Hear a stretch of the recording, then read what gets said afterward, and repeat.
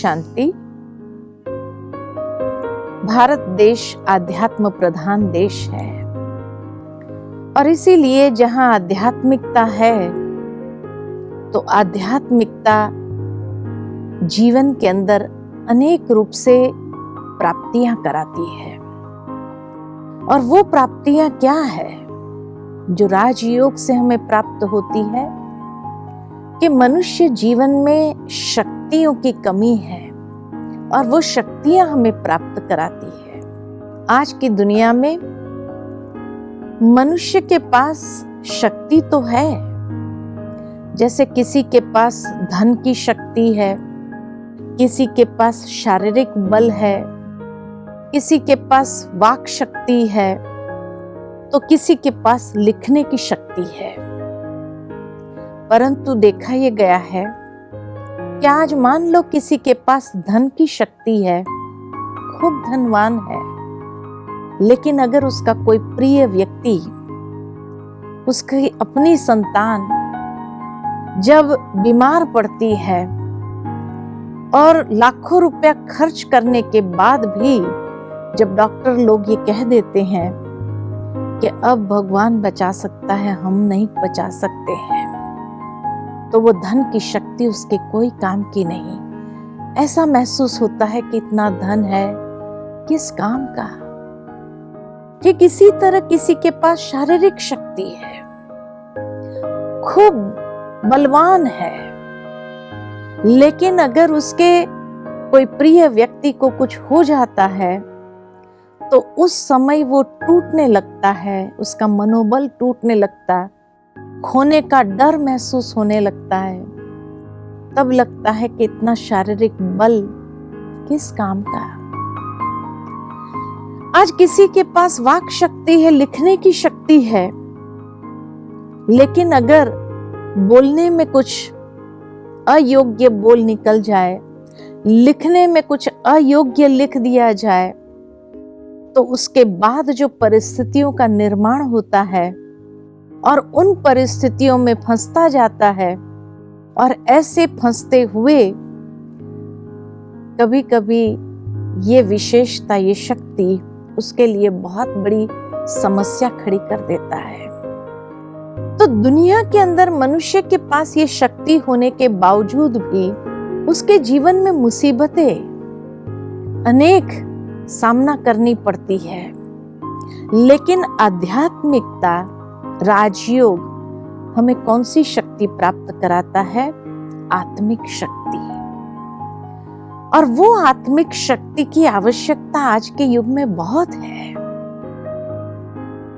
जिन शक्तियों का गायन भारत में होता है, नवदुर्गे का, उन्हें अष्टभुजाधारी दिखाते हैं।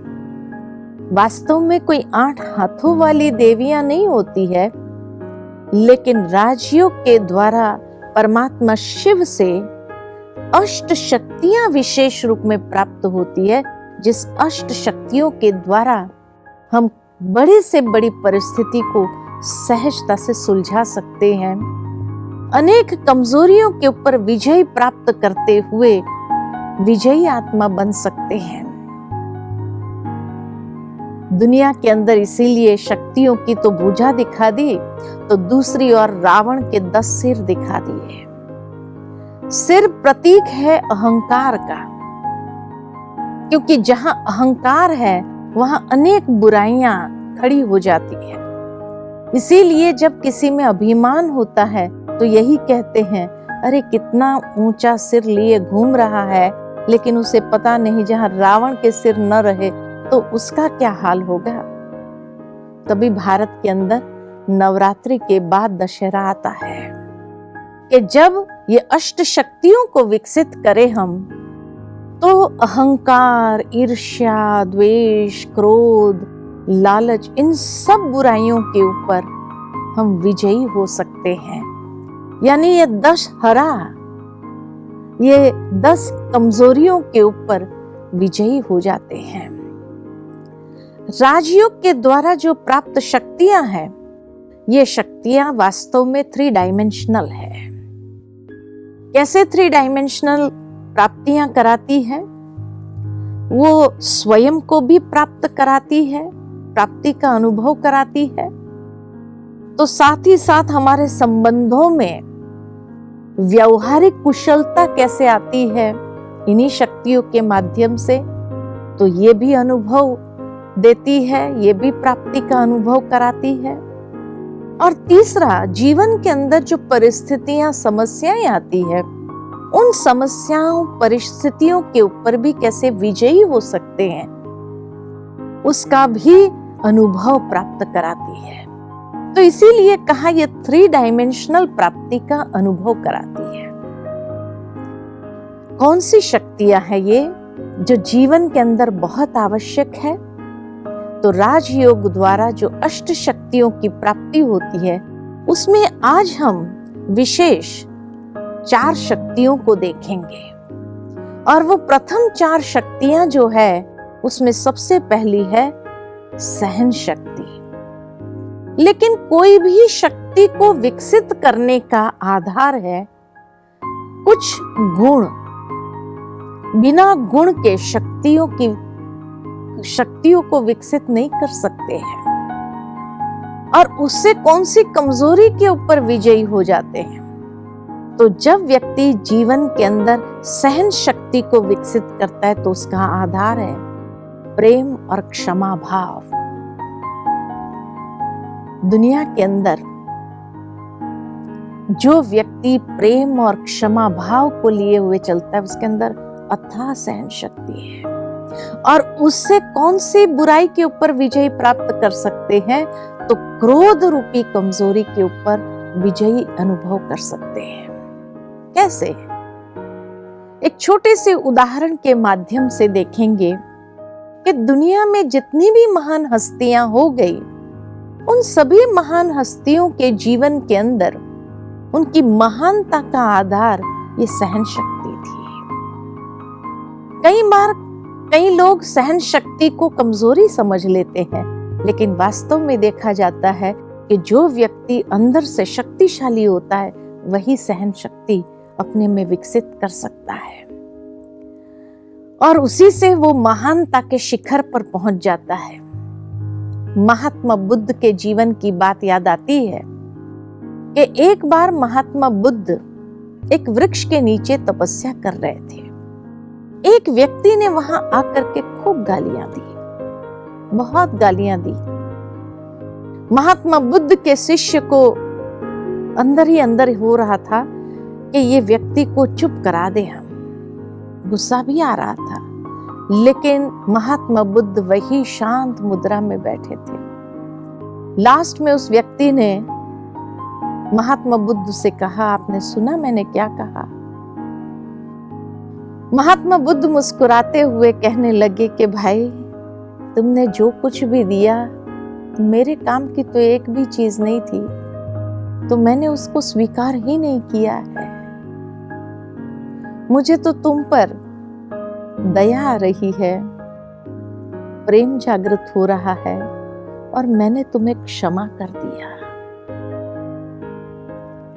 जब ये प्रेम और क्षमा का गुण था, उसी के कारण महात्मा बुद्ध को क्रोध नहीं आया और सहन शक्ति इतनी बढ़ गई। दुनिया के अंदर देखते हैं कि वृक्ष, जिस वृक्ष के ऊपर फल लदे होते हैं ना, वो झुका होता है, वो छांव देता है, फल की प्राप्ति कराता है। बच्चे आते हैं, उस वृक्ष को पत्थर मारते हैं, लेकिन पत्थरों को सहन करके भी वो वृक्ष फल ही देता है। वहां तक कि जो लकड़हारा आता है, उस वृक्ष पर से डालियां काटने के लिए, उसके पहले वो लकड़हारा भी उसी वृक्ष के छांव में बैठ करके आराम करता है, फिर काटता है। सहन शक्ति उसको कहा जाता है। इतनी महान शक्ति है कि जो उसको काटने वाला है, उसको भी पहले सुख का अनुभव कराता है। तो इसीलिए ये सहन शक्ति बहुत महान है, व्यक्ति को महानता के शिखर पर पहुंचा देती है। दुनिया में आप देख लो, जितने भी महान व्यक्ति हो गए, सब इसी शक्ति के माध्यम से तो महान हो गए, और तभी वो संसार के हर व्यक्ति को क्षमा करते ही गए, उन्हें कभी गुस्सा नहीं आया। लेकिन ये सहन शक्ति के साथ साथ दूसरी शक्ति, समाने की शक्ति भी बहुत आवश्यक है। कई बार क्या होता है कि व्यक्ति सहन तो कर लेता है, ये तो उसकी महानता है, लेकिन समा नहीं पाता है। जाकर किसी और के सामने अपने जो अंदर चल रहा है उसका वर्णन कर लेता है। उदाहरण के तौर पर मान लो कि एक घर में एक सास और बहू है।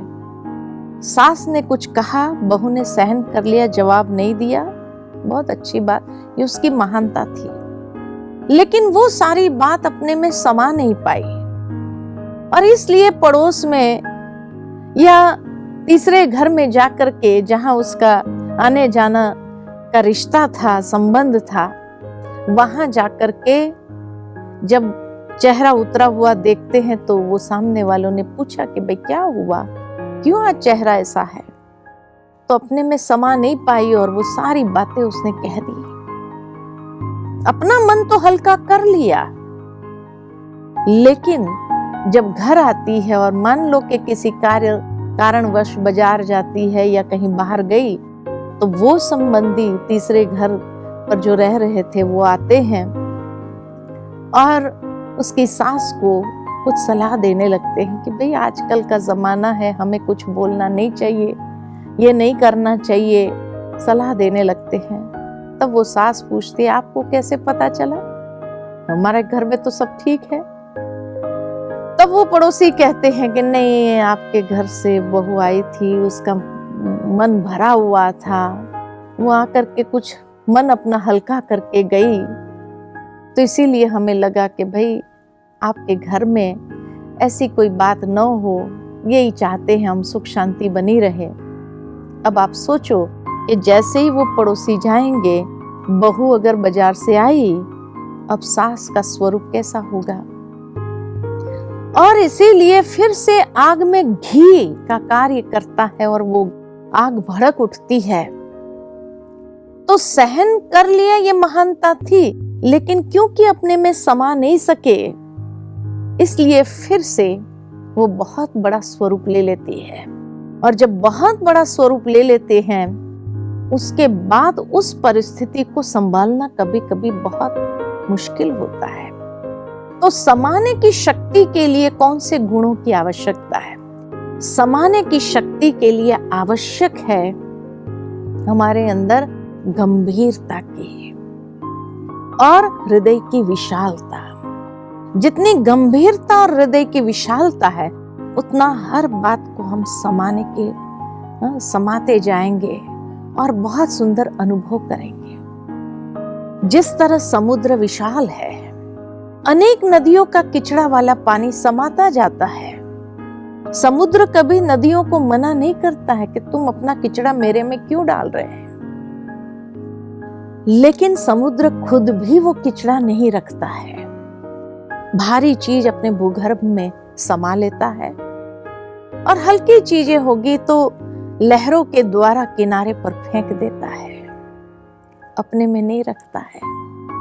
ठीक इसी तरह इस शक्ति को विकसित करने से हम अपने जीवन में कौन सी कमजोरी के ऊपर विजय प्राप्त कर सकते हैं? ईर्ष्या के ऊपर विजय प्राप्त करना सहज हो जाता है। इसलिए आवश्यकता है कि जो व्यक्ति अपने अंदर समाता जाता है, उसका मूल्य समाज के अंदर तो क्या, परिवार में भी बहुत रिस्पेक्टफुल हो जाता है, बहुत अमूल्य माना जाता है। बहुत सुंदर एक कहानी मुझे याद आती है यहाँ पर कि एक बार एक खिलौना बेचने वाला था, खिलौना बेच रहा था। सारे खिलौने तो उसके बिक गए, खाली लास्ट में 3 गुड़ियाएं रह गई। उस राज्य का जो राजा था, वो रोज शाम को निकलता था और जिसके पास कोई ऐसी चीज होती थी तो वो खरीद लेता था। तो जब उसने ये खिलौना बेचने वाले को देखा कि खिलौना बेचने वाला चिल्ला रहा था गुड़िया ले लो, बहुत सुंदर गुड़ियाएं हैं, 3 गुड़ियाएं हैं, ले लो। राजा ने खड़े होकर के पूछा, भाई क्या भाव है इसका? तो वो खिलौना बेचने वाले ने कहा, ये 3 गुड़िया रह गई है, लेकिन तीनों का दाम अलग अलग है। एक का 10 रुपया है, दूसरी का 100 रुपया है और तीसरी का 1000 रुपया है। राजा को बड़ा आश्चर्य लगा कि दिखने में तो एक जैसी है, फिर ये दाम अलग अलग क्यों है? तो कहा, ये 10 रुपये वाली जो गुड़िया है उसके एक कान में छेद है और अगर वहां से तार डालो तो दूसरे कान से निकल जाता है, उसका सबसे कम कीमत है। संसार में कुछ मनुष्य ऐसे हैं, एक कान से सुना, दूसरे कान से निकाल दिया, कम दाम वाली है। दूसरी जो गुड़िया है उसके कान से छेद है और मुख से वो तार निकलता है। क्या कुछ लोग ऐसे हैं जो सुनते हैं और फिर जाकर के बाहर में अपने अंदर की बातों को मिक्स करते हुए बाहर निकाल देते हैं। वो 100 रुपए की है, कभी अच्छी बातें निकालती, कभी बुरी बातें भी निकाल देती है। और तीसरी जो गुड़िया है उसके कान से बात तार डालो तो अंदर ही चला जाता, वो बाहर निकलता नहीं है। ये सबसे महंगी है, 1000 रुपए की है। बहुत सुंदर बात है कि सचमुच आज दुनिया के अंदर भी ये 3 प्रकार के लोग हैं। एक है जो हर बात को, अच्छी बात को भी इग्नोर करते हुए चलते हैं, बुरी बात को भी इग्नोर करते हुए चलते हैं। एक कान से सुना, दूसरे कान से निकाल देते हैं। कोई जीवन में उसको धारण करने का या दूसरे को इंस्पिरेशन देने का भाव नहीं है। दूसरी जो गुड़िया है अर्थात दूसरे प्रकार के जो लोग हैं, जो बातें बाहर से सुनते हैं, बस जा करके अपने अंदर मिर्च मसाला ऐड करके दूसरे को सुनाने का कार्य करते हैं। और तीसरे प्रकार के जो लोग हैं, सुनते जाते, समाते जाते हैं। जो समाने वाली शक्ति रखते हैं उसका मूल्य संसार में भी बढ़ जाता है। लोगों का विश्वास जीत लेते हैं कि इसको कोई भी बात कहेंगे ना, वो अपने अंदर रखेंगे, अपने तक रखेगा, किसी को सुनाएगा नहीं। कई बार हम किसी को बात सुनाते हैं और कहते हैं, देख मेरी पर्सनल बात है, किसी को सुनाना नहीं। और वो व्यक्ति भी प्रॉमिस करता है, ठीक है हम कभी किसी को सुनाएंगे नहीं, लेकिन उसका भी तो कोई खास होगा। वो उसको जाकर के बताता है और कहता है, देखिए उसकी बात है लेकिन किसी को बताना नहीं, मैंने तुमको बताई है। वो भी कहता ठीक है, लेकिन उसका भी तो कोई खास और होगा।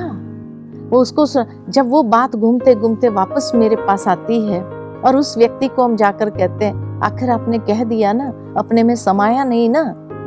लेकिन सोचने की बात है, मेरी पर्सनल बात मैं अपने पेट में नहीं समा सकी, तो क्या गारंटी है कि वो मेरी बात को समा लेगा।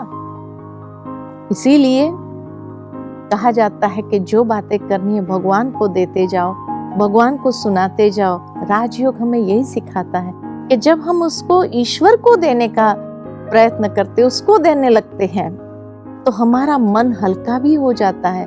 और ईश्वर इतना वफादार है, वो हमारी पर्सनल बात कभी किसी को कहेगा नहीं। तो इसीलिए कहा, समाने की शक्ति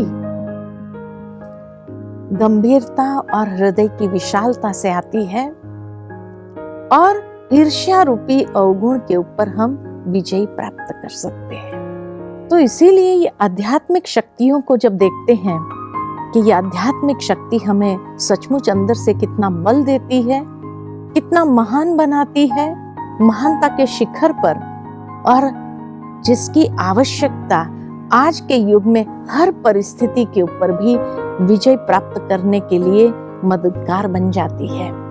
क्योंकि आज मनुष्य के जीवन में इतने परिस्थितियां, समस्याएं आ रही है, और जब ये शक्तियां नहीं होती है तो सचमुच जीवन के अंदर प्रॉब्लम्स बढ़ जाते हैं। या कभी कभी वो शक्तियों के अभाव से ही जब उल्टा कर्म व्यक्ति करने लगता है या उसके विपरीत दिशा में चलने लगता है, तो वो समस्या और विकराल रूप ले लेती है।